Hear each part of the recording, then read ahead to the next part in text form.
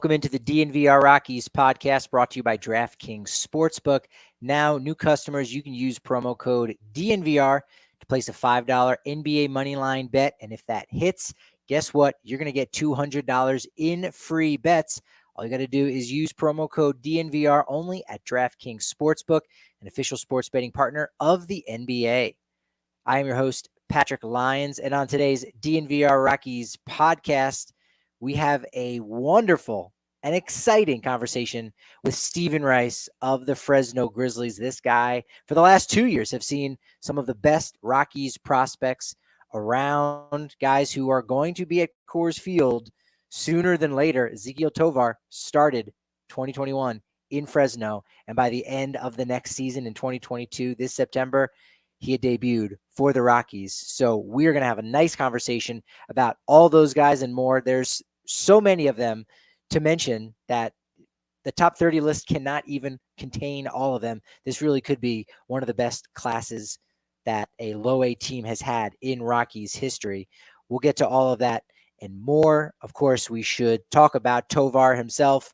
Hey, boom, he's an Eastern League All-Star. We heard about Sean Bouchard and Wynton Bernard becoming Pacific Coast League All-Stars. Well, Ezequiel Tovar, the 21-year-old shortstop, Major League Baseball's 27th overall prospect as per MLB Pipeline, was named to that All-Star team in AA. He was also named a top prospect, or the top prospect, in the Eastern League. Only one of those was given out for best overall player. Posted 318, 386, 545 slash line with his 13 home runs, most of which all came in the first half. We know he was injured with a groin strain for about 2 months. Finally debuted on September 23rd at Coors Field. 2 hits in 2 pitches. The legend grew with a home run on October 5th, second to last day of the season, the penultimate day of the 2022 regular season, homering off future Hall of Famer Clayton Kershaw. So big things ahead for Ezequiel Tovar in a year in which conversation in the offseason in the Hot Stove League is very much about the top shortstops that are available. Trey Turner, Dansby Swanson, Carlos Correa, very similar to last year as well, with still Carlos Correa being put out there, Trevor Story, Javi Baez, all of those guys. Rockies in a good position whereby they've got their shortstop of the future. They don't have to spend 20, 25, maybe even $30 million for their shortstop. He's going to be making the league minimum or the rookie minimum next year, assuming that he does break camp on opening day, which seems pretty much like a lock. Major League Baseball Executive of the Year as voted during the GM meetings. That's going on right now. It's much more of a low-key event than the winter meetings coming up at the first full week of December, starting on Sunday, December 4th. GM meetings is just kind of the time for GMs to get together, talk about more business than anything. It's something that even as recently as about 5 years ago, didn't get covered very much. There wasn't a lot of news that came out of that, but baseball trying to very much be like the NFL, wants it to be a 12-month-a-year sport, around-the-clock news. It never stops, so that's what's happening right now. A lot of discussion about the Astros general manager. Guy just won a World Series, went to back-to-back World Series in James Click, tried to really right the ship after Jeff Luhnow and A.J. Hinch, those guys that were in charge, of course, during the sign-stealing scandal. James Click rights the ship, brings in Dusty Baker, but he's got 1 year left on his deal, and we're going to have to wait and see what happens with that. Very strange to think a guy who just won the World Series might be out of a job pretty soon, but there are going to be 29 other teams, maybe not literally, but definitely a lot of teams that would be very interested in having him work in their front office, be a consultant, or possibly even run the reins as their GM, or even just president of baseball operations, as it were. Speaking of free agency, 2 super interesting names you're going to hear this entire off season, and next week, might even be Monday, we're going to kind of break down the Rockies offseason. This is going to be your cheat sheet. Rockies offseason 101. What are their needs? What can they do? What are some of the players they're most likely to look at? Is trades kind of the best way for them to go about improving their squad? And of course, the answer is yes, because we know the challenges of free agency for this franchise. Some of that having to do with the ballpark, some of it also just having to do with targeting the right players. So we'll break that down on Monday. 2 players that I don't know that we're going to talk very much about here in Colorado, but are very interesting nonetheless, are right-handed pitcher Kodai Senga and outfielder Masataka Yoshida. We talked about Yoshida last week, a guy who multi-time all-star there in Japan, a 29-year-old outfielder, should be posted in the next 2 weeks, plays for the Oryx Buffaloes, 2-time batting champ. He led the NPB's Pacific League in OPS the last 2 years, 201 WRC plus last season, way more walks than strikeouts. Going to be a really interesting player out there on the market. He wants to play for the Phillies, but as we discussed on Tuesday's show with Susie, they have no room in their outfield. They're not even contenders or even pretenders to sign Aaron Judge. No, not at all. But the other interesting name is a guy who, for Jim Bowden, SiriusXM's Jim Bowden, has Kodai Senga as the 10th best free agent in this class. He's a right-handed pitcher from the Fukuoka SoftBank Hawks. He was a gold medalist in the 2020 Olympics, was also voted on the first team World Baseball Classic in 2017. He's just a regular international free agent. There's no posting fee of any kind. Same is true for Masataka Yoshida, who's not a free agent, but the whole posting system, which kind of used to be a thing where, you had to pay the team in Japan or in South Korea to negotiate their rights. Now it's a totally different system whereby the team basically gets a cut of that contract that you pay to that player. So Sengai has been fantastic. I mean, in his entire career over in Japan, 2.42 ERA. He has some injuries on his track record, but he's going to get a lot of consideration from teams. We know how well Japanese starting pitchers have transitioned over to America. I think the same is true for a lot of the Japanese and even South Korean relief pitchers when they come over. It's a much easier transition than hitters, right? And one of the reasons why I said you're not going to hear the Rockies associated with these players, I don't feel, isn't because their price tag is going to be too much. No, for Kodai Senga, the pitcher, he just might not really want to play and pitch at Coors Field. We know that is a tall order to convince anyone to pitch at 20th and Blake. Same thing is true for Masataka Yoshida. The reason why I think the Rockies are going to be out on these Japanese players, they've been out on players from Asia for about 15 years now. Outside of Sungwon Oh, who they brought in a trade from Toronto at the 2018 trade deadline. He stuck around for 2019 as well, as he had another year left on his deal. Other than that, the previous Japanese-born player on the Rockies, 2007 second baseman Kaz Matsui. So this has essentially been a player pool the Rockies have, for the most part, stayed out of entirely. So I really think that's going to continue here for better or worse. Now, in the conversation you're going to hear between me and Stephen Rice, a lot of comparisons are floated around. We've got a young pitcher who is going to be possibly the next Pedro Martinez, a hitter that is putting balls outside of the strike zone, like a Vlad Guerrero Sr. Now, again, these are 2 Hall of Fame players. I've even said, Zach Veen and Larry Walker. I see some comparisons between those 2 guys. Another Rockies prospect and a Hall of Famer. We definitely need to pump the brakes because these guys, even if they're multi-time All-Stars, you're going to be happy with them. I mean, think about Troy Tulowitzki, how big of a prospect he was coming up in the Rockies farm system. And even in spite of those injuries, you look and you say, wow, he was great. You would have hoped for a little bit more again with the health, but this guy was great. Was he Cal Ripken great? Was he a first ballot Hall of Famer great? Like Ripken Jr.? No. That's why these comparisons are just so hard to really put on these players. But you're going to hear a lot of names, and we don't even get a chance to do justice to all of them because right now, if you look at MLB Pipeline's top 30 prospects for the Rockies, 13, nearly half of those prospects came through Fresno this year. We're talking number 3 prospect, Adael Amador, 19 years old. First overall pick for the Rockies last year, Gabriel Hughes, number 5. Another young guy in Benny Montgomery, number 6. Sterling Thompson just drafted number 7. A 19 turned 20-year-old Warming Bernabel number 8. Jordan Beck, number 9. I don't even think we mentioned him, to be honest. He's a top 10 prospect for the Rockies. That's how loaded this conversation and the Rockies farm system is. They're still a few years away. It's one of the reasons why you don't hear about them really as a top 5 farm system.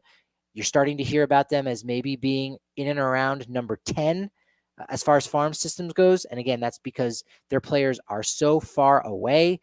It does give the Rockies a lot of trade capital. That is going to be something very interesting that we see going forward, where you might even suggest they have too many catching prospects right now, right? And that could be one of those areas of depth and strength that they can trade from, similar to a deal back in, I want to say 2015, when they traded 2 catching prospects, 2, Jose Briseño and someone else. I can't think of off the top of my head that didn't make the majors, and they ended up getting a nice relief pitcher from Atlanta, David Hale. You might remember him. So, look, you can use that strength as a really fantastic trade capital, and you're going to hear about a lot of these guys, most of which I think you will see debut for the Rockies. If not in 2023, you could see them late in August, September of 2024. But certainly 2025 is really when you got to start getting hyped for the Rockies, because Zach Veen's already going to be there. Drew Romo should be there. Guys that are that were on Fresno last year or even 2 years prior. Players that are in Double-A right now. Get ready for them coming forward for the Rockies in 2023 and beyond. And get ready for some fantastic watch parties coming up down on the corner of Colfax in York at the DNVR bar. It's always popping off. Even if you're not a member, you are more than welcome to come down. 3 o'clock is when we open every day for the World Cup. We're going to open up much earlier than that, as we are the watch spot for Crunky Sports Entertainment. Boom, we are that location all throughout the World Cup. I'm very hyped for that. Really looking forward to hanging out with everybody down for those events.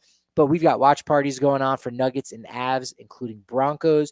You know, we even have the Broncos tailgates just outside of Mile High. And if you're a member, which now it's only 50 cents for that first month, you actually get a price break at DNVR Locker on all of those tailgates. We're going to give you extra raffle tickets at our watch parties. And if you're ready to go all in with an annual membership, you do, of course, get a free shirt from DNVRlocker.com.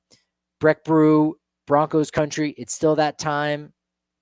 Big win in London, right? They still have a lot to prove.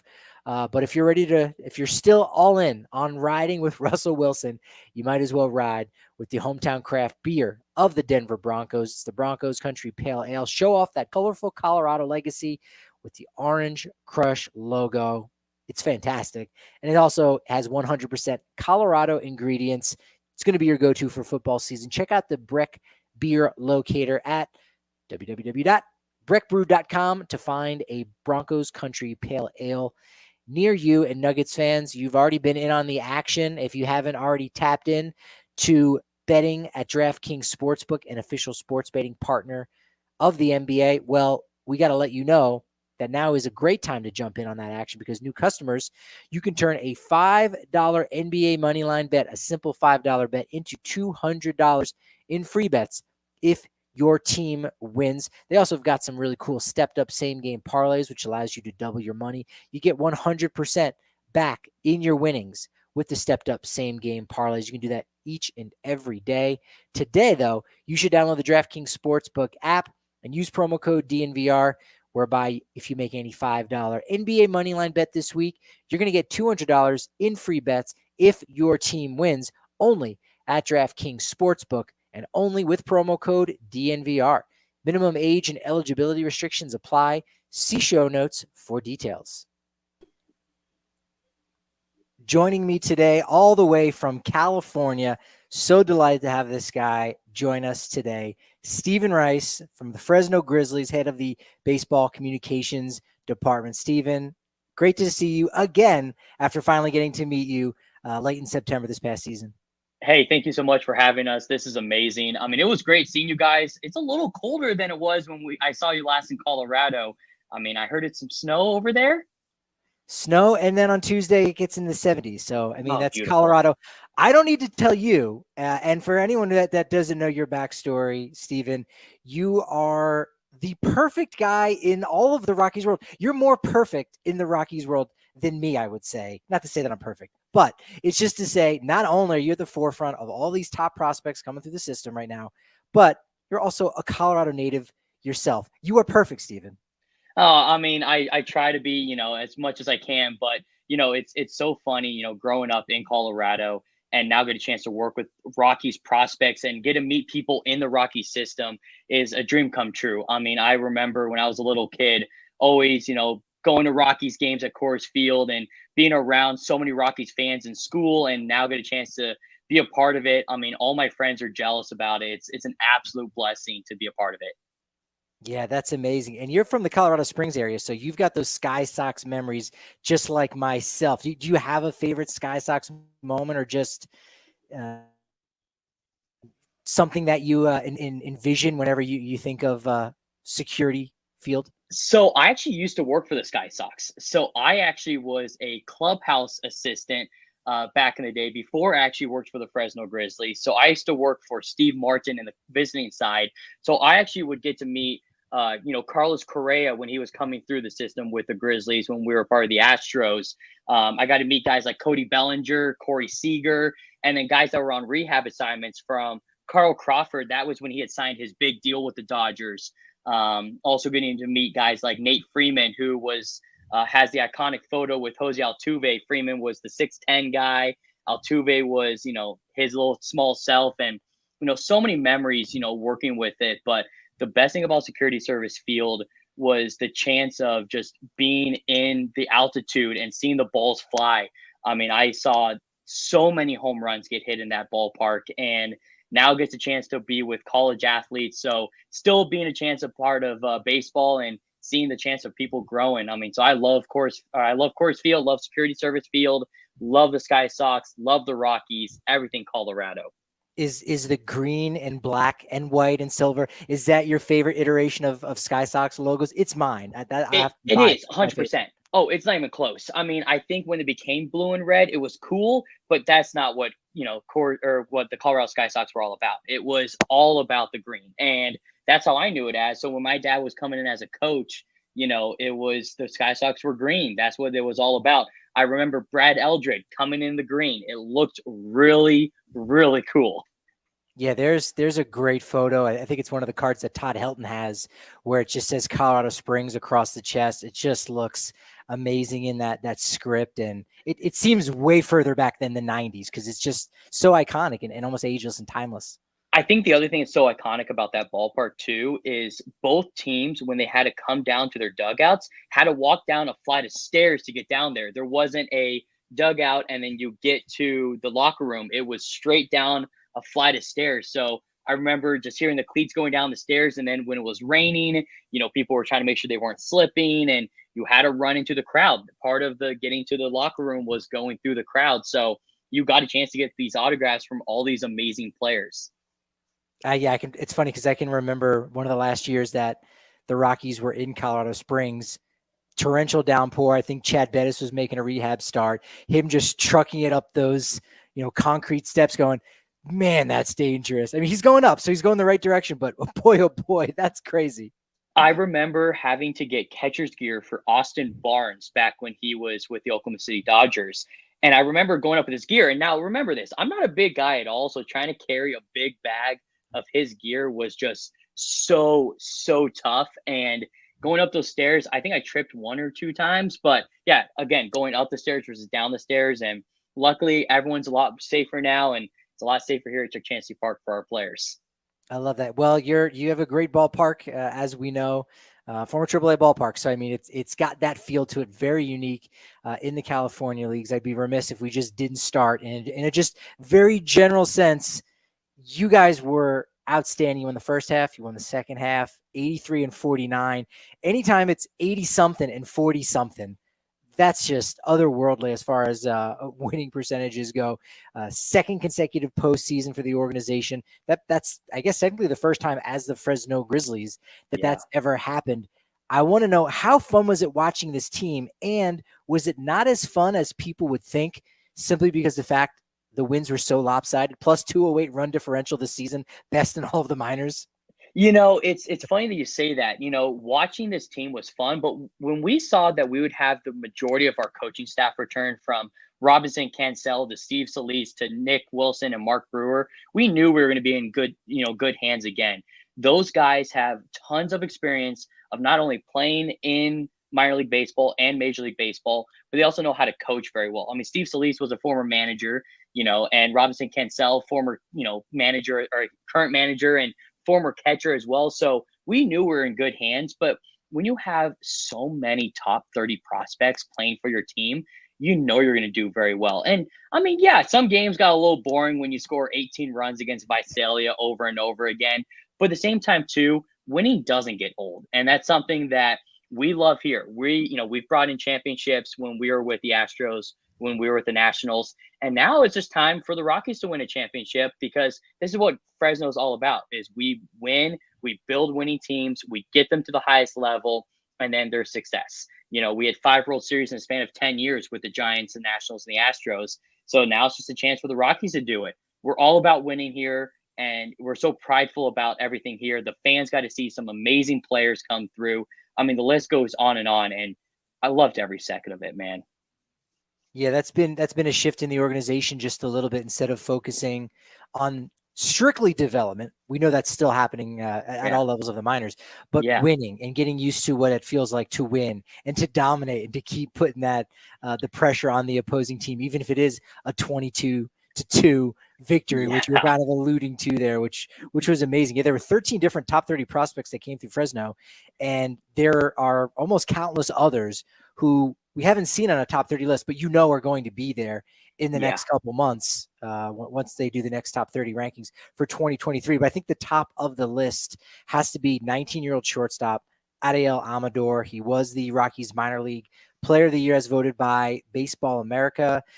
He ranked 7th overall in the Cal League in batting, 292 batting average, 15 home runs, smaller guy, but it's pretty impressive. 7 leadoff homers to go along with 26 stolen bases. Really looks like he just has all the tools in the toolbox. He really does. And the funny thing is the biggest thing that people don't talk about, because you don't really see it, is the smile. He enjoys playing baseball. And when you enjoy something so much, you're going to find success no matter how hard you work.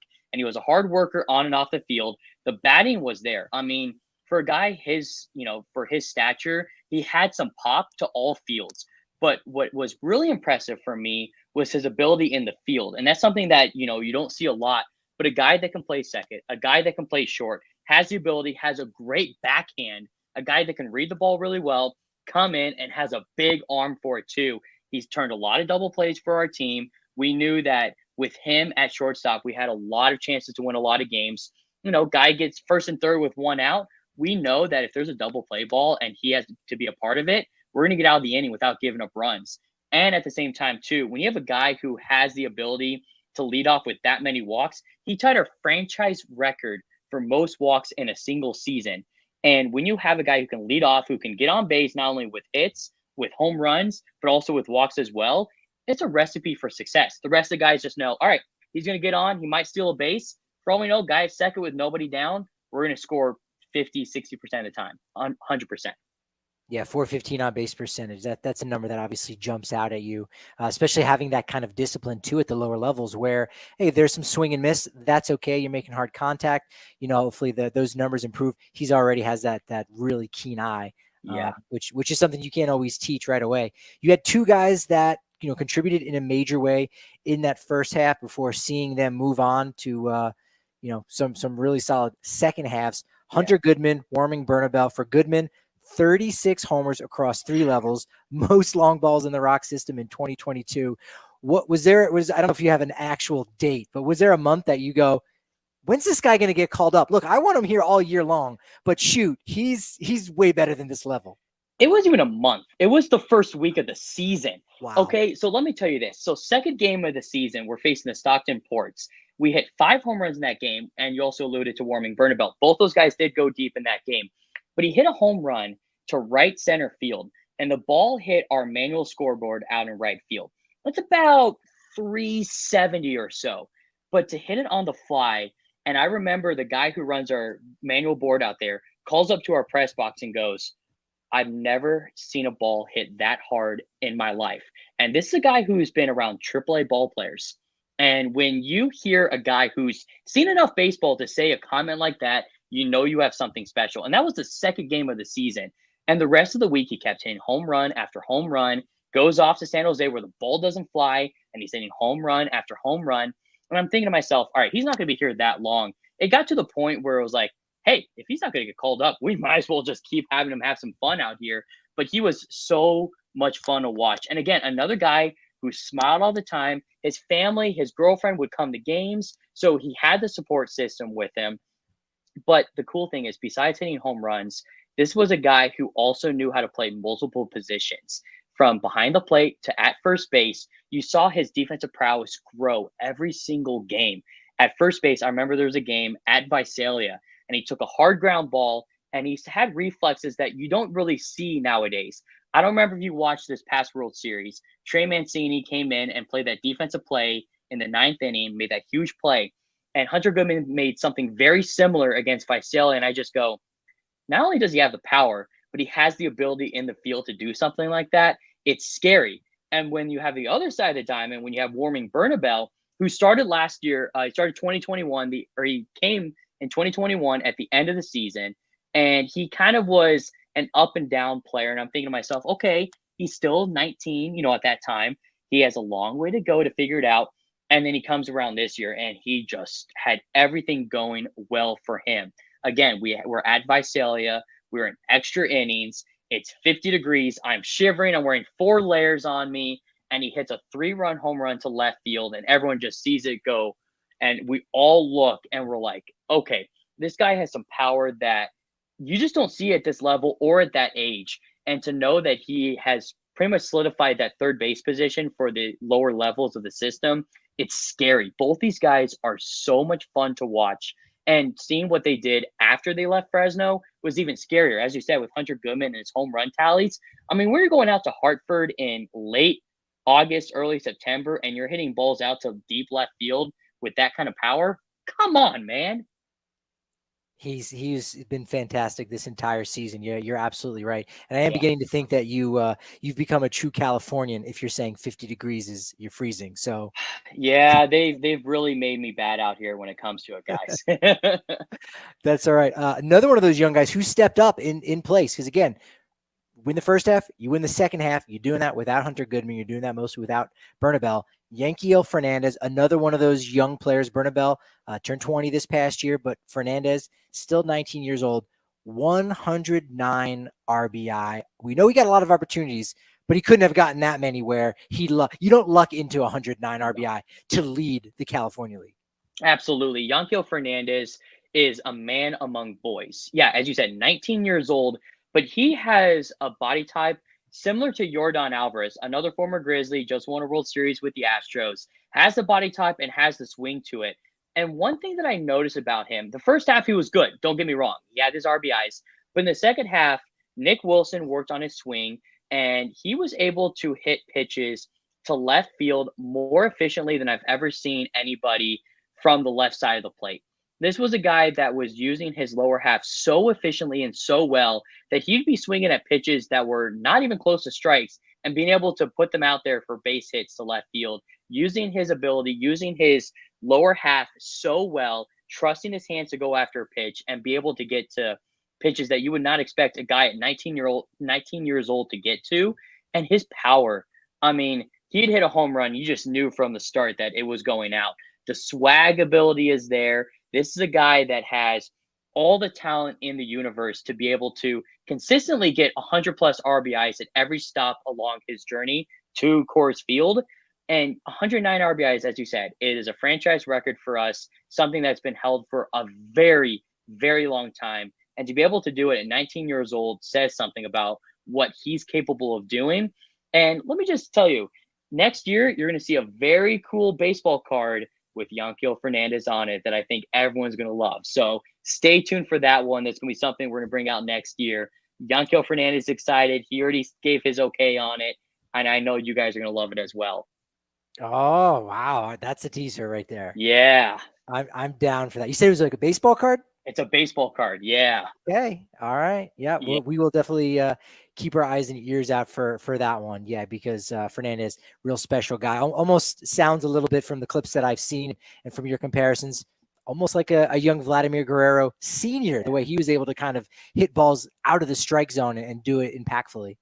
Absolutely. And he was someone at the beginning of the year, he couldn't hit an off speed pitch very well. And at the end of the year, he was staying back, trusting his ability to hit an off speed pitch. And it got to the point where Dan Runsler, the San Jose Giants pitching coach and former San Francisco Giants pitcher, said, there's not a pitch that you can throw to him that he will not be able to hit.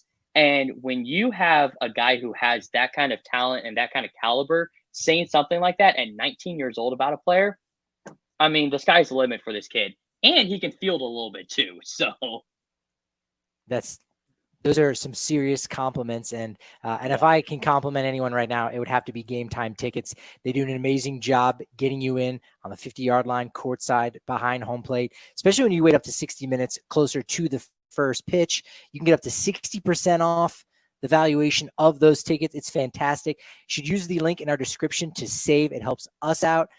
It can be cyclical there, where we can all benefit mutually with Game Time Ticket app.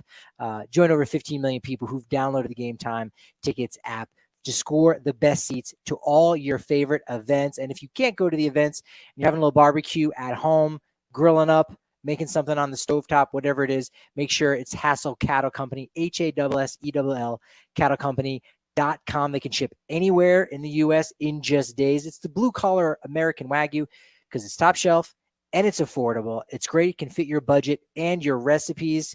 You can check it out at all of our tailgates as well. If you're going to the Broncos tailgate next Sunday against the Raiders, we'll have some of that there as well. Again, head to HassleCattleCompany.com to secure your bag of beef and use code DNVR20 for 20% off your entire purchase. That's DNVR20 for 20% off.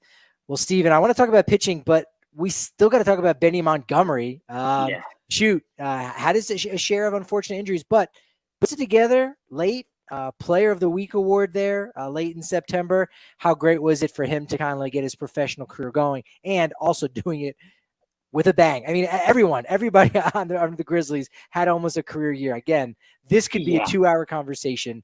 We'll keep it to 1.5, maybe. Benny Montgomery. Absolutely. And Benny Montgomery, this was a guy, I mean, unfortunate with the injuries that he had, but it shows that he was a gamer. The injuries that he had, it was him legging out triples. It was him running out ground balls to first base. This was a guy that was willing to put his body on the line every single day. And when he finally was fully healthy, you got to see what he was capable of doing.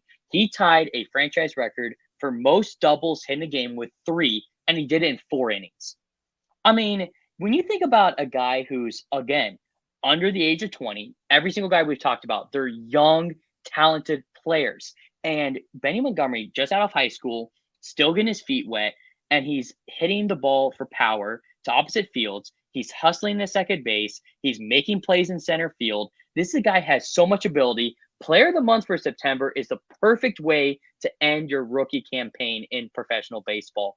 And this is a guy that is continuously going to be better and better. When he finally figured out how to hit the ball to where he wanted to, you couldn't stop him. Big power out to right center field. A guy that continues to show tons and tons of ability, but his speed is what's going to make a difference.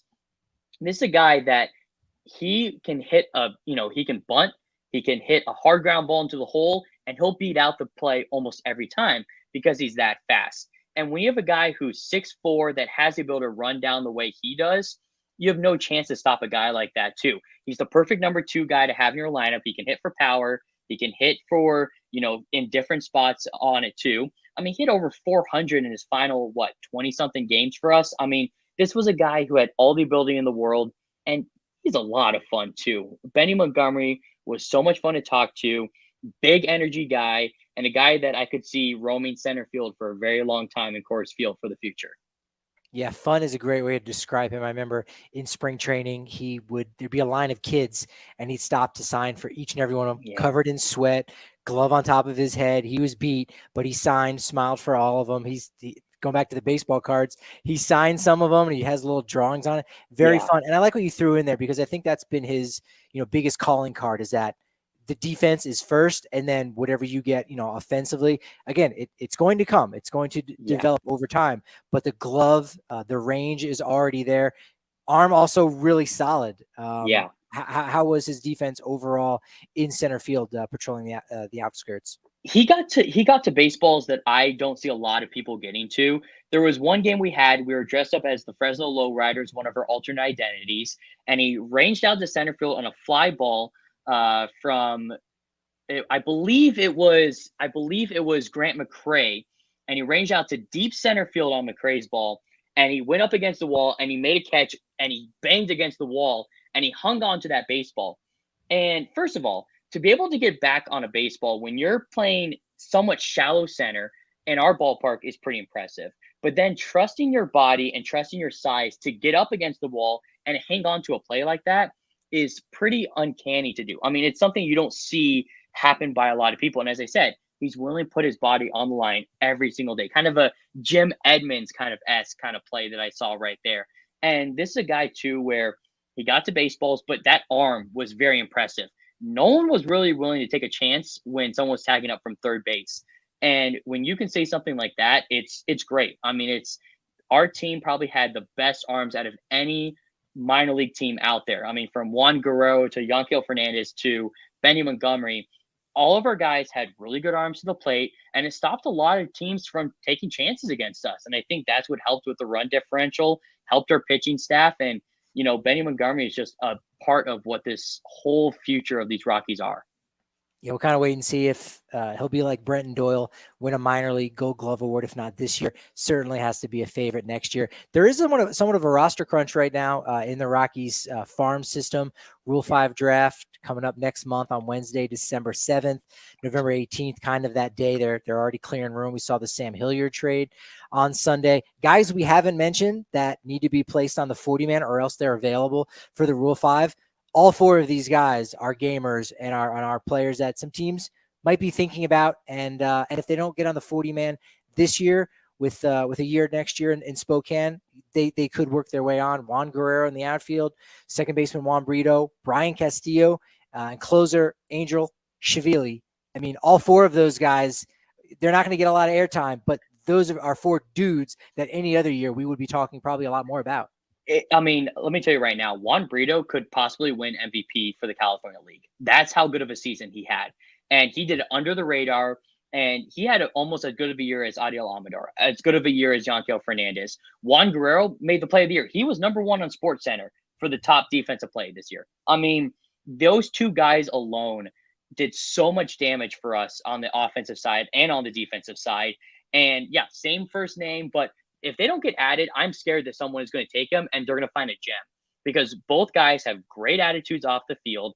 They're very fun. They're very exciting. They're both learning their English too, which is also a huge aspect that people don't realize with these guys coming from the Dominican Republic. And on top of it too, they had good bats. They had good outfield prowess. Amazing. And pitching side, Brian Castillo, I know they're working on his mechanics to get him a little bit quicker. With everything. Sometimes he can be too quick with stuff, but they're working on a new mechanical form for him. Guy throws 97 to 100. Are you kidding me? End of the year, his final 3 starts, he looked outstanding. He looked like a whole different pitcher from the beginning of the year, and he actually was one of 2 guys that won a playoff game for us. So this is a guy that can be very big. But the guy that needs to be put on the list right now is Chavi, and it's not even close. Put him on the list now. The kid is the future closer. I mean, the guy throws 94 to 97. He has the perfect prowess on the mound. He's not afraid of anyone. He's willing to attack the zone. He throws strikes, but he has a good mix between his breaking ball and his fastball. And again, another guy under the age of 20 who continues to dominate. He better get put on that list, or else I will put him on the list for the Rockies. I will make that decision for everybody. Hey, you're not going to find me arguing with you. Yeah. One home run in his 23 games, and it barely got out too. It was on a sunny day. The wind was blowing out to left field, and to be honest, it was in a game that was already a blowout. He was just eating some innings for us. So and the guy he gave up the home run to was Tyler Locklear, who's a top prospect for the Mariners. So this is a guy who dominated the zone and looked really good at times. Yeah, and Guerrero and Brito, the two Wands, 18 and 17 stolen bases respectively. So those guys can get a bag if you need to. One thing I want to talk about before maybe even touching on Zach Veen, Drew Romo, guys from last year, as well as those pitchers, is for anyone that might not even realize it, let's say, right? Because this is kind of the first time guys are really getting put on the radar down there in Fresno. You kind of alluded to it, learning English. This is the first time for some guys in America, and for all of them, this is their first full season ball traveling. It's not just going to the complex, Salt River Fields, driving maybe a whopping 45 minutes to Surprise or something like that down in the Cactus League and all those ballparks. Like they're traveling all around the state of California by bus. They're rooming with each other. Like this is a transition period for these guys. And that's an element that is unique to really any other level, because by the time they go to Spokane or AA Hartford, they've done it already. So it's a little bit old hat, but this is brand new for those guys. Is there anything you could kind of add to that about, how that's something that goes on behind the scenes a little bit, that maybe a player's numbers might not jump off the page as much as you would think because they have other things going on, and that's okay. But there's still a lot of hope and a lot of promise going forward for the young men. It's funny because people really don't think about this. And I think I was about 60% of our players this past year were from Latin American countries. And one thing that, you didn't allude to was a lot of these guys don't speak English at all. So when they're coming over here, they're learning not only English, but they're trying to learn rules that are in English. So, in the complex, they don't deal with the time clock. So, they're coming over. And I remember in one of the first games of the year, Yanquiel Fernández gets called for an automatic strike. He looks back at the umpire and kind of goes, okay, because he's not really sure what just happened, and it's one of those things where now we're coming in and we're trying to teach you guys a little bit about what U.S. side of baseball is, what it is stateside. And it's something that these players are still learning about it. And when you have these guys that are coming in trying to learn English, but also try to stay, into their own selves, it's difficult. And they get to see some places that they'll probably never get a chance to ever see again. When you travel to Modesto, California, when you travel to Rancho Cucamonga, cities that they only get maybe 1 or 2 visits a year to, and they have to, get accustomed to it. A lot of these places we go to super warm, so they're used to the weather. But some of these places got very cold. That game in Visalia that we were talking about a little bit earlier, it was freezing. I'm surprised Bernabel wasn't wearing a jacket while he was at the plate. These guys aren't used to the weather. And I think it's always fun to watch these kids that do come over because this is their livelihood and they love every second of it. I will never see more people in my life smile than our players that were from Latin American countries or coming over from the complex, because they're playing a game that they've been playing since they were a little kid. And I think that's what is so much fun about it, is what the Rockies have done over there in that complex is unbelievable. Bringing that talent over there. I mean, we're going to have Diane in a couple of years, right? And so, it's one of those things where you see these players come over and they love every second of it, but it's a lot to handle. They're away from their families. Some of them have kids, some of them have girlfriends, wives. And when you're away from someone for so long, it's tough. And now you're trying to learn how to deal with XYZ. But the cool thing is here at the Grizzlies, Steve Solis, our bench coach, one of the things that he told us that he wanted us to help with this year was, I want at least one Latin American player to join you guys for every little different corporate event you do or different marketing thing so they can learn how to speak English. And every single guy bought into it. We had a couple guys that actually became kind of spokesmen for the Latin American players, from Luis Amoroso, who I think is also a future Rockies player. He's going to be a stud. He's from Venezuela, and he actually started learning English, and now he's almost fluent because of it. Ever Moya from Panama, who was one of our older players, he, was willing to start helping the players learn. And guys like Adael Amador at the end of the year was willing to speak English with us. And at the beginning of the year, he was afraid. And seeing these guys come into their own, not only as players, but also as people, was just amazing. I love that. Yeah, Luis Amoroso logging the most innings out of the bullpen, 77 frames, 3.84 ERA, which sounds good, right? Just good. But when you consider the California League, how it is much more of a hitters league, that's actually quite great. And so, you look at the starting rotation of the Grizzlies this past year and you go, those numbers seem okay. Again, there's so much more behind these players. That's why I'm hoping you could share some insight on another teenager, Victor Juarez, as well as a guy from Colorado, literally Castle Rock, Case Williams, who really took a big step forward this year in his really his first full season. Well, let's start with Case Williams. So this was a guy who joined us after the trade with the Reds at the back half of 2021.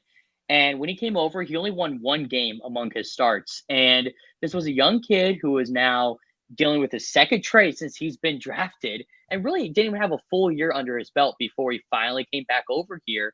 And I think it was a kind of a wake-up call for him. It was kind of like, okay, people still love me. They trust me. And this is the team that initially drafted me. And when he came back over, I think you saw a little bit of, I'm trying to get used to everything still. I'm still a baby. I'm still trying to get a feel of things. And Mark Brewer worked really well with him, and he did okay at 2021. But 2022, Case Williams came in, and not only did it look like he put on some good muscle this offseason too, but he was way smarter right here.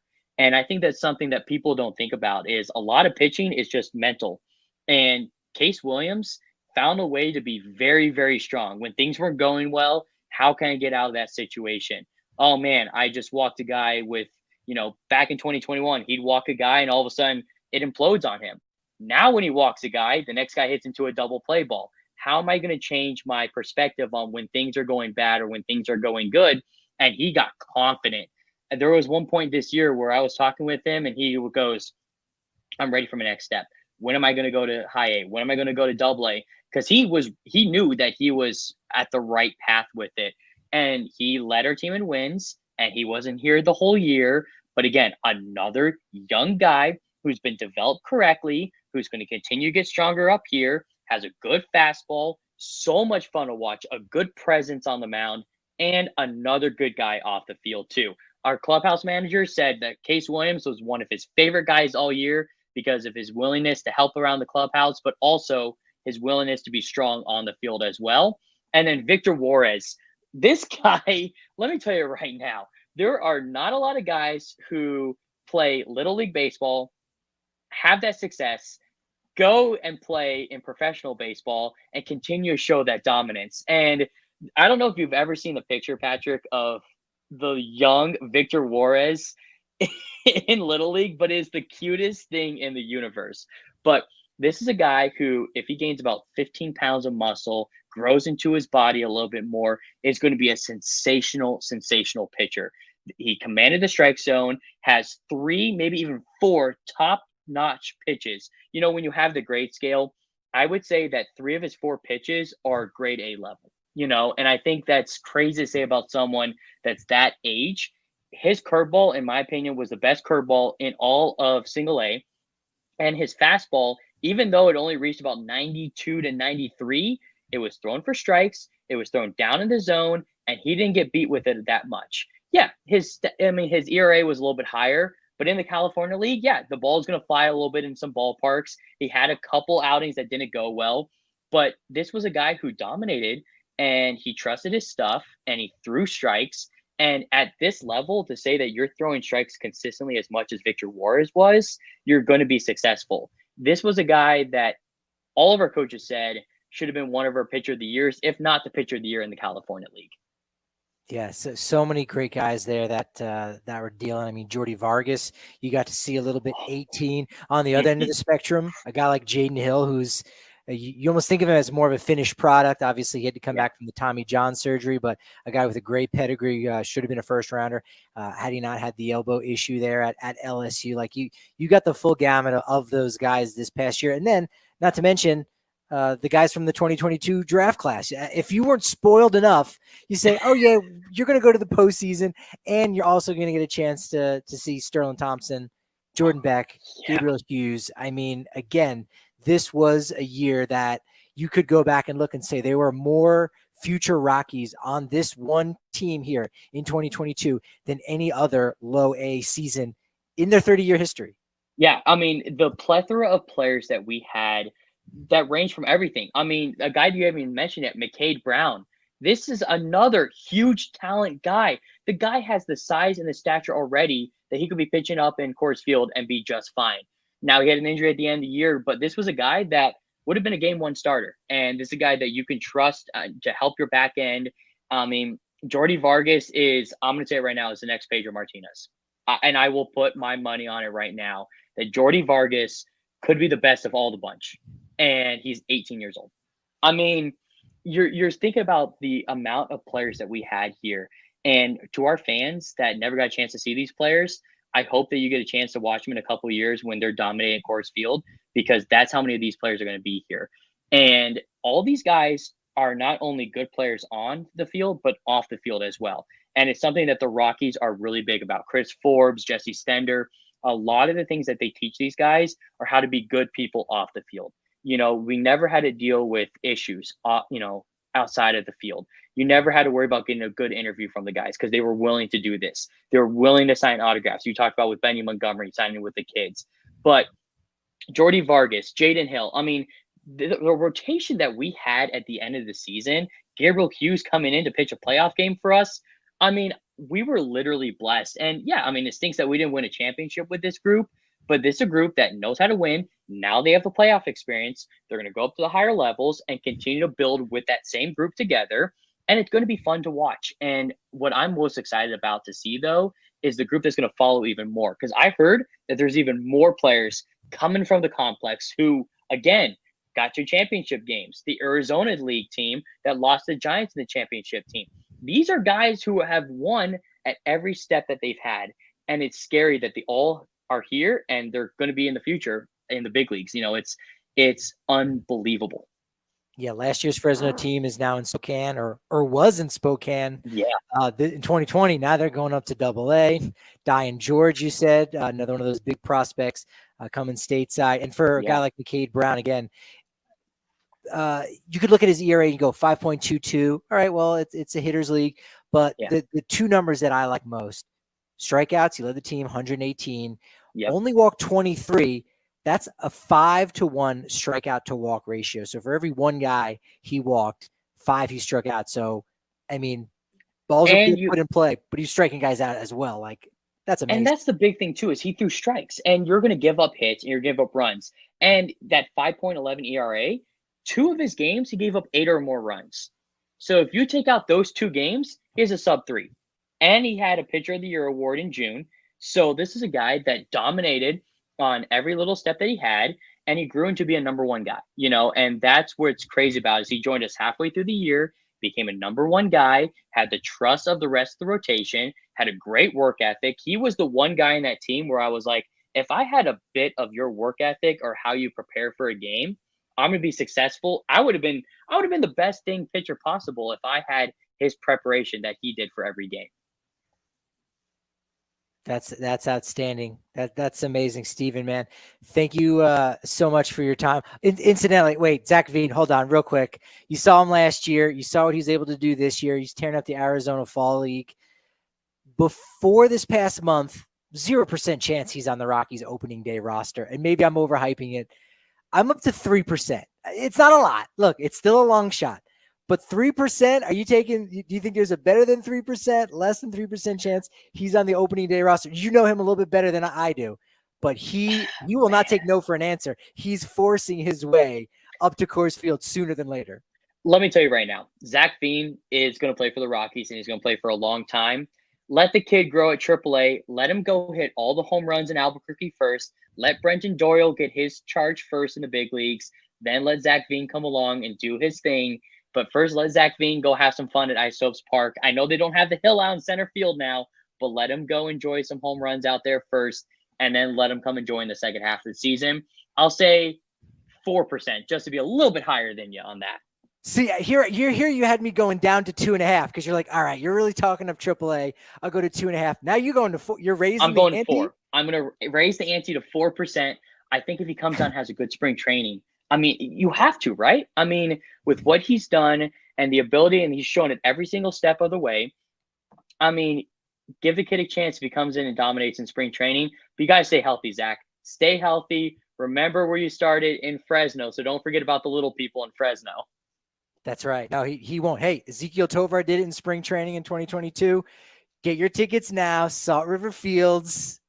I'm not saying it's going to be selling out every single game, but it very well could be the Zach Veen show in Yes, March of absolutely. next year.